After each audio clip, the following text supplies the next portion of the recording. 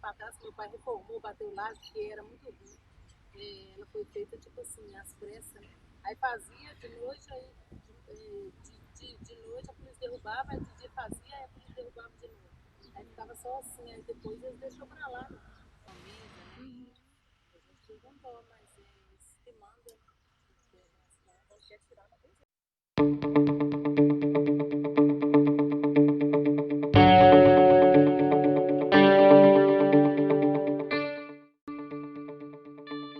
O São Bento é um dos bairros da região centro-sul do município de Belo Horizonte. Ele se situa no vale onde circundam as avenidas Rajagabalha e Nossa Senhora do Carmo, e é vizinho dos bairros Santa Lúcia, Belvedere, Luxemburgo e também do Morro do Papagaio. A história de seu surgimento está diretamente ligada ao Santa Lúcia. Ambos os bairros faziam parte de uma mesma fazenda chamada Ilírio Ferreira da Luz, terra onde também funcionou a colônia agrícola Afonso Pena, que abastecia a recém-criada Belo Horizonte. A urbanização do bairro São Bento teve início na transição da década de 1960 para 1970. Nessa época, ele foi desmembrado do Santa Lúcia, quando a construtora Pampulha, de propriedade da família Simão, adquiriu os terrenos. Impulsionado pela construção, no início da década de 1970, das avenidas Rajagabalha e Prudente de Moraes, o bairro começou a ser efetivamente ocupado em 1980.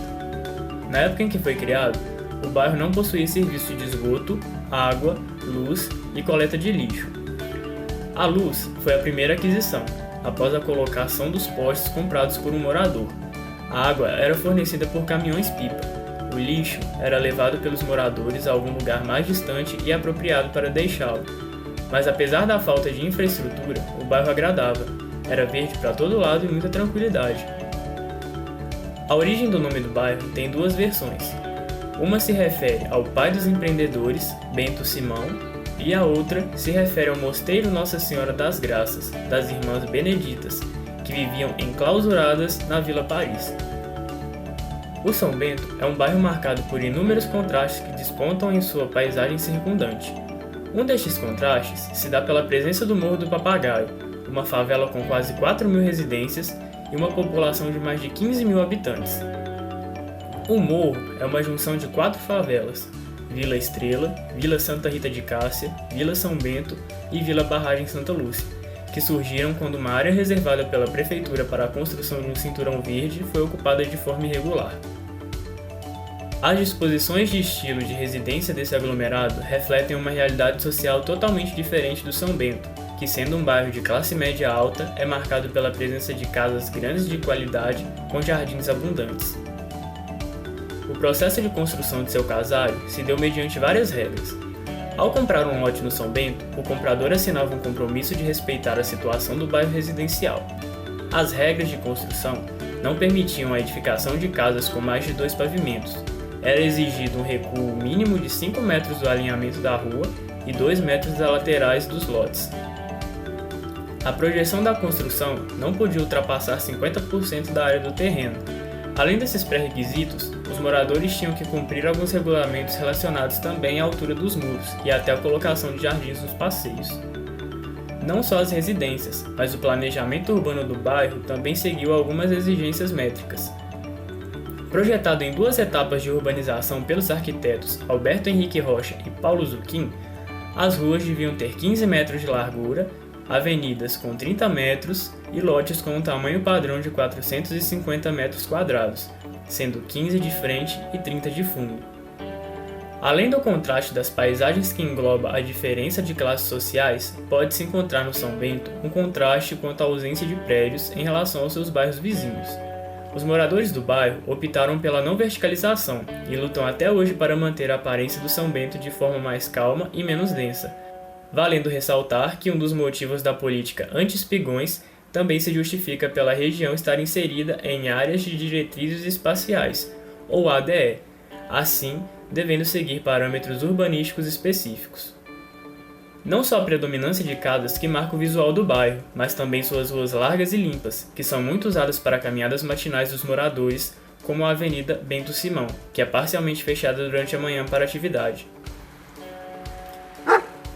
Além disso, outro fator marcante é a presença de guaritas dispostas em prédios, nas ruas e até mesmo em calçadas, evidenciando a preocupação da população com a segurança do bairro. A ausência de faixa de pedestre também é marcante e indica o uso intenso de veículos na região. A quantidade de linhas de ônibus é considerável para um bairro de baixa densidade.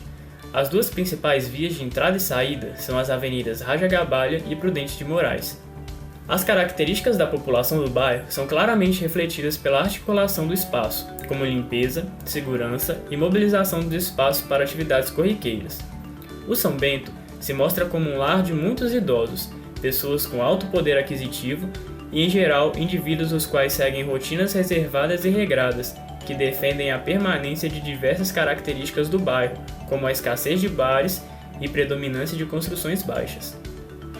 Quanto ao comércio do bairro, observa-se que algumas poucas lojas ocupam a mesma área na entrada do bairro pela Avenida Prudente de Moraes.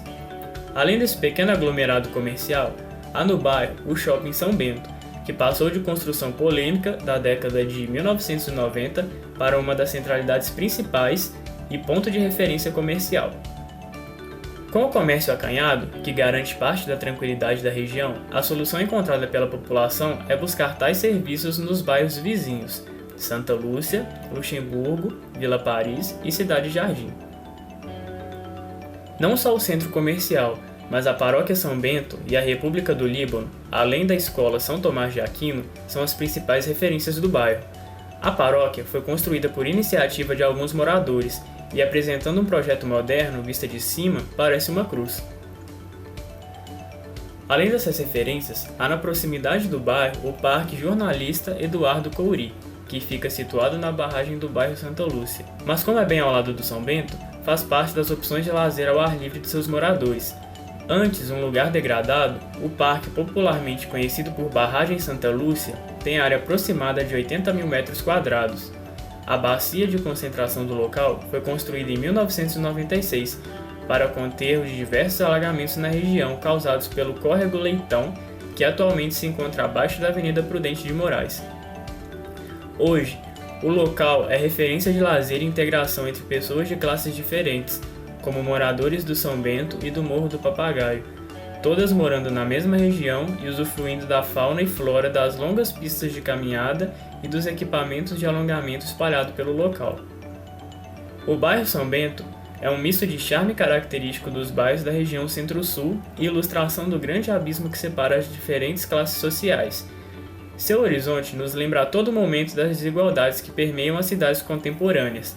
O charme do bairro tradicional, que consegue impor e concretizar seus planejamentos, se mistura à atmosfera das incertezas e à vulnerabilidade que engloba comunidades menos estruturadas.